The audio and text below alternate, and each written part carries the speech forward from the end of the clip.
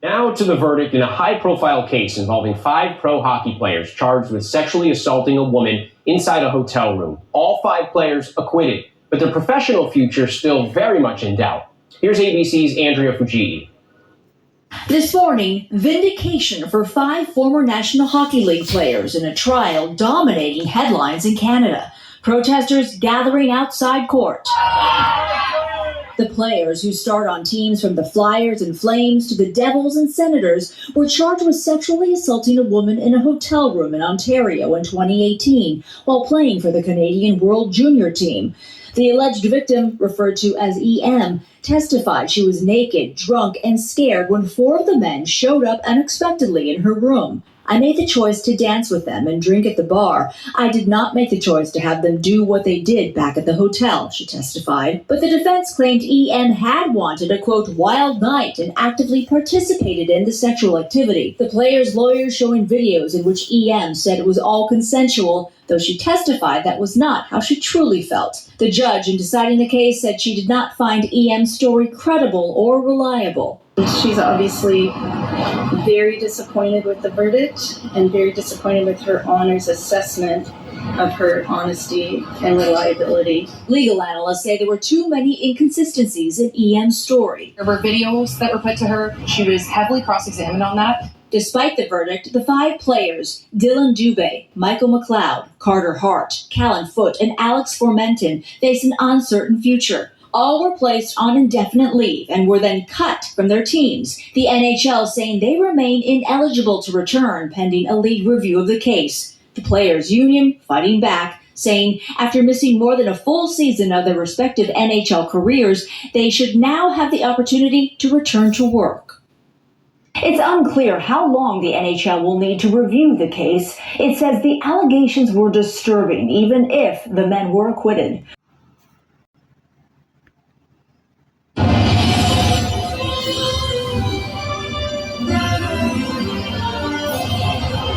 Good evening. Not guilty. That's the verdict from the judge who oversaw the trial of 5 men, former members of Canada's World Junior Hockey team, who've been charged with sexual assault. In her decision, the judge at the high-profile trial, which saw a mistrial declared and a jury be dismissed, said evidence given by the female complainant was, quote, not credible or reliable. CTV's Adrian Gabriel has the latest from London. The pressure-packed culmination of a historic 8-week criminal trial. Definitely been emotional for everybody involved.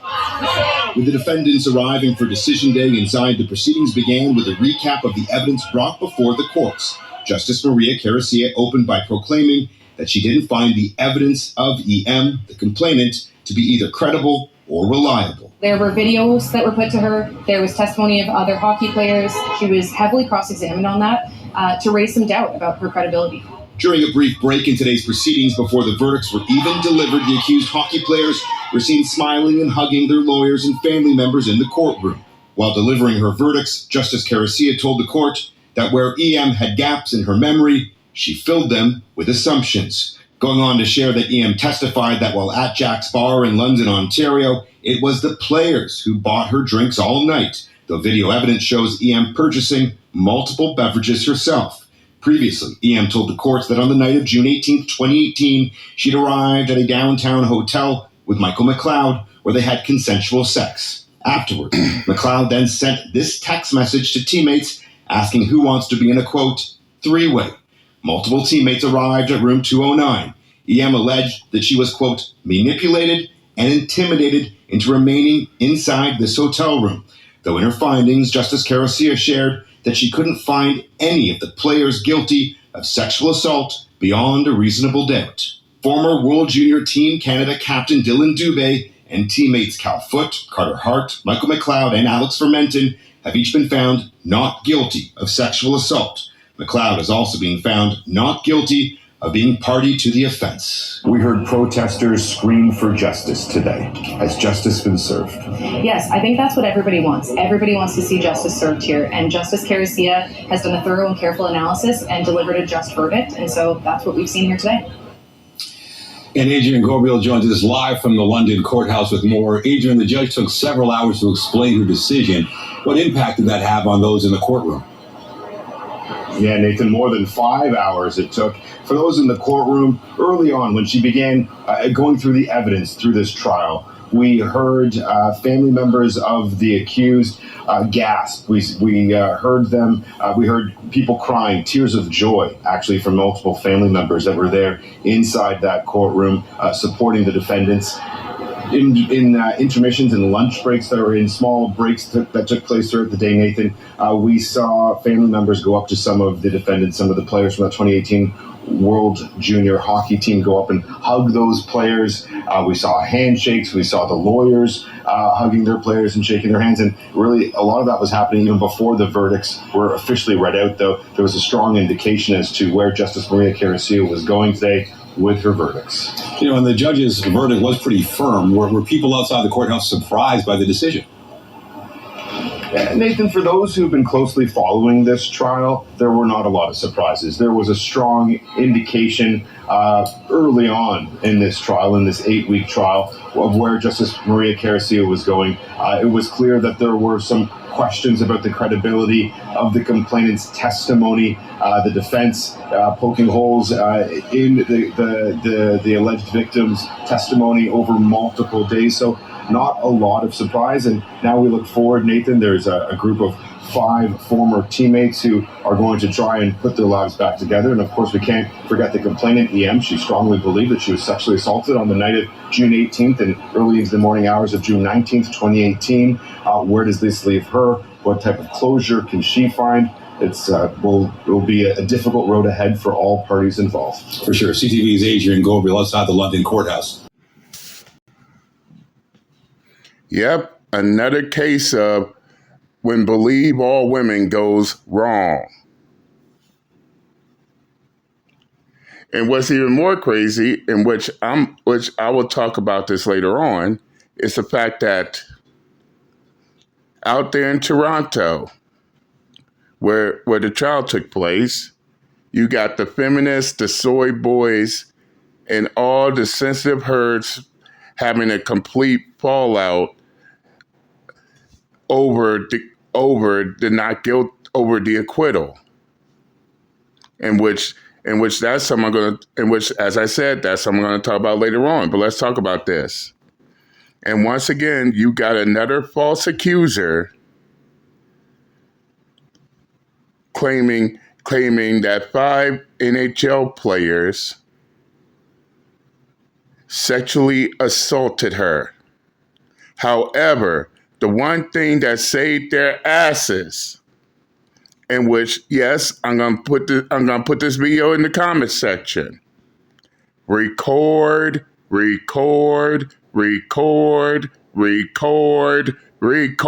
each and every moment. In fact, I'm a strong advocate of that, especially in situations where even if she do consent, keep in mind, she could turn back around and regret that consent, and then next thing you know, you're on trial. And as I said, I'm gonna leave a video of me talking about this in the comments section, because keep in mind, you had a man who recorded a woman he was helping, and during that process, she tried to falsely accuse him of rape and sexual assault. Luckily, he had his phone on camera mode and recorded the whole entire ordeal.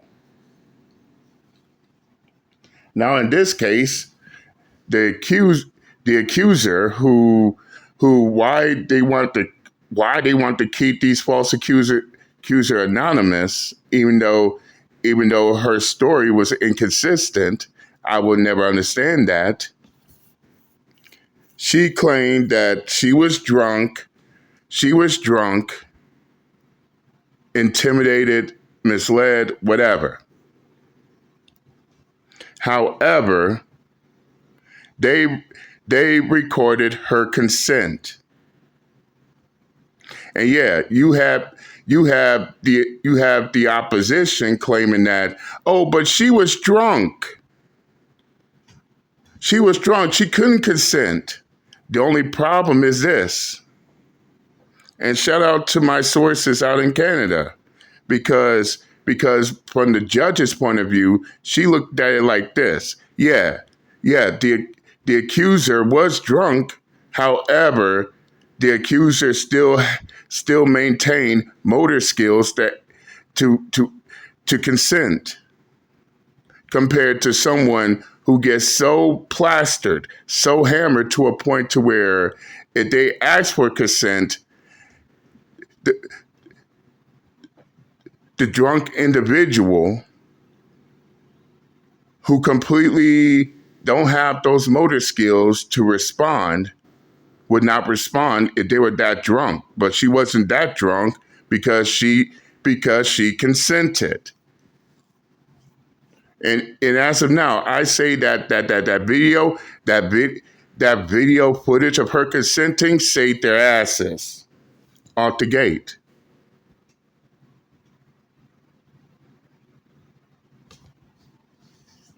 But yeah, we have Dylan Dubai. I hope I'm pronouncing the name correct.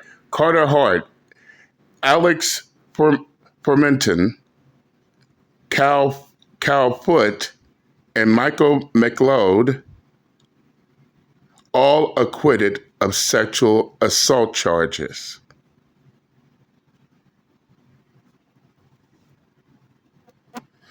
And yeah, the femitards and their soy boys are losing their fucking shit.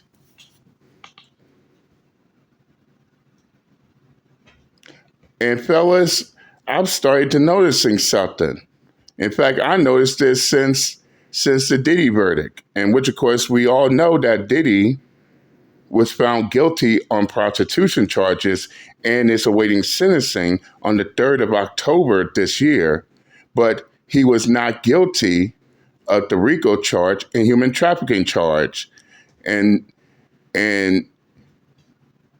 whew, oh boy. You had these bitter broads jumping on camera, losing their shit because they wanted Diddy to be guilty on that RICO and human trafficking charge. Sorry, you bitter ass broads. You can't always get what you want. And it's the same in this situation. They are having a fallout because they want these 5 hockey players guilty of sexual assault. And as I said to those bitter broads during the Diddy verdict, I'll say to these dumbass feminists and soy boys who are in their fifis over this, you can't always get what you want. As well as we heard, and in case he wasn't paying attention, the defense as well as the legal team clearly stated that EM, the accuser of these 5 hockey players, they completely put holes in her story, as well as her story was inconsistent. I mean, how can you be the accuser, accusing people of rape and sexual assault, yet you can't even remember all that happened? There are times she couldn't remember, as well as there were holes and inconsistencies in her story.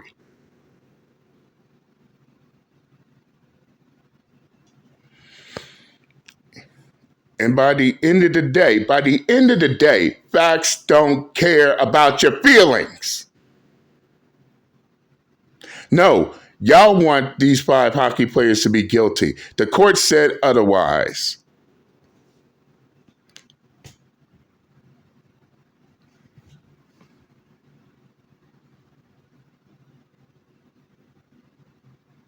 But this goes back to that retarded fuck ass notion. Oh, we need to believe all women, regardless of whether she's lying or not.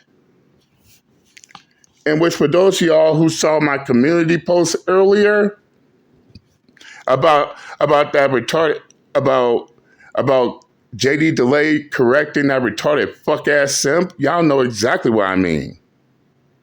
Oh, y'all should forget about the Essen case. We should believe women. Man, get your simp ass up out of here. No pussy having ass motherfucker.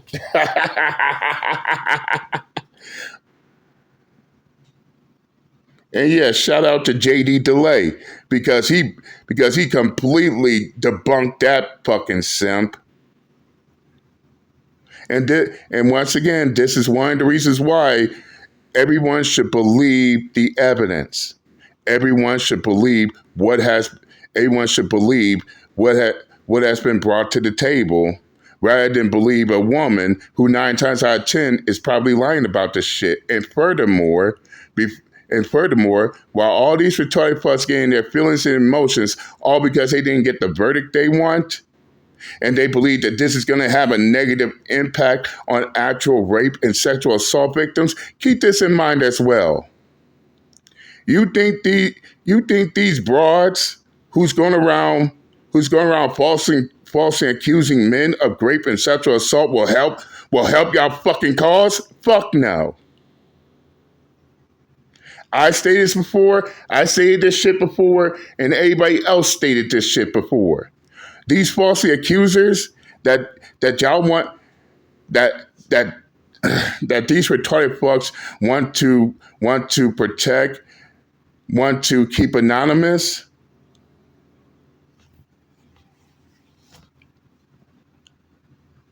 they are also hurting actual rape and sexual abuse victims. Just by lying, just by sitting there lying on men, accusing them of crimes they didn't commit or situations they themselves consented to. In fact, I'll go the extra mile and say that these false accusers is actually hurting these women out here who actually going through this shit. These women who are victims of rape and sexual assault, these false accusers are hurting them more than the men themselves. Because what I said when I talked about the last case they had.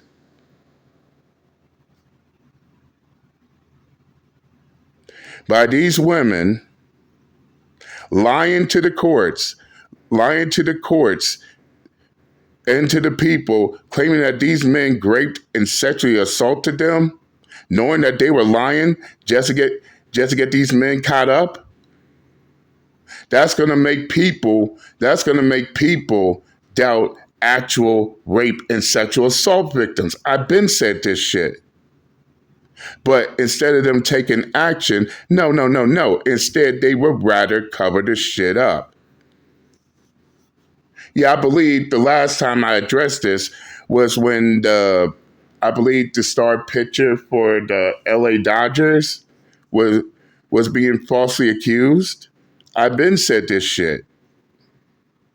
By them protecting these false accusers, they making it even harder for actual victims to stand forward. Even harder than anything else. I've been said this shit. But apparently it seemed like these retarded fuck ass courts, government, news media, they can't seem to connect the dots on that fucking shit. And as long as they keep protecting these liars, it's going to make it harder. And no, I don't want to hear shit about, y'all victim blaming actual victims. And how did this all took place? Because y'all wanted to protect the liars. That's the reason why this shit is happening. Point blank, period. If y'all really cared about actual victims of rape and sexual assault, then y'all would have no problem at all. Y'all would have no problem at all outing out these liars, these liars and these perpetrators pretending that they are victims when they are not. Uncle JD Ben said this before. Others been said this shit before. When it's going to get through their dick ass fucking skulls.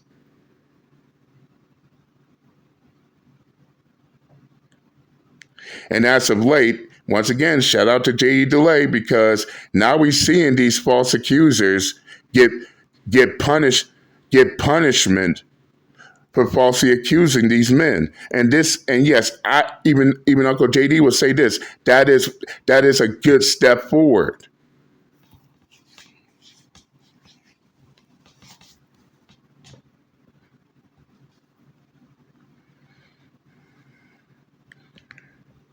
Now, of course, the NHL don't want to reinstate them, but I'm also happy that there's a players union that's fighting for these players to get back to playing again. Something Major League Baseball and the NFL needs to have, because ain't no way a player can be falsely accused and these sports organizations refuse to let them play again after their lives been ruined because of this.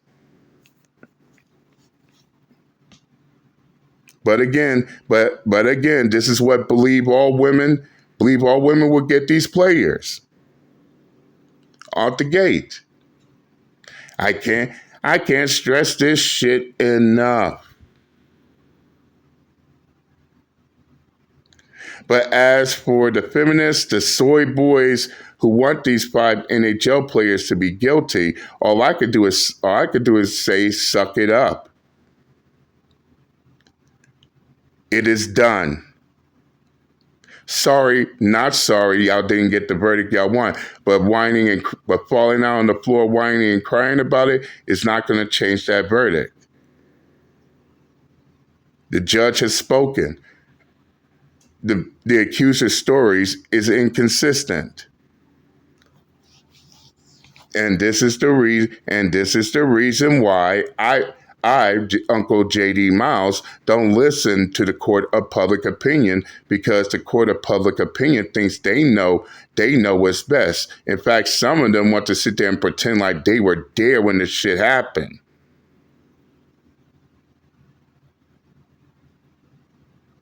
And no, being emotional, being your feelings about it is not going to change that verdict. No matter how much you cry, bitch, and complain. No matter how much you want things to be like this and things to be like that, by the end of the day,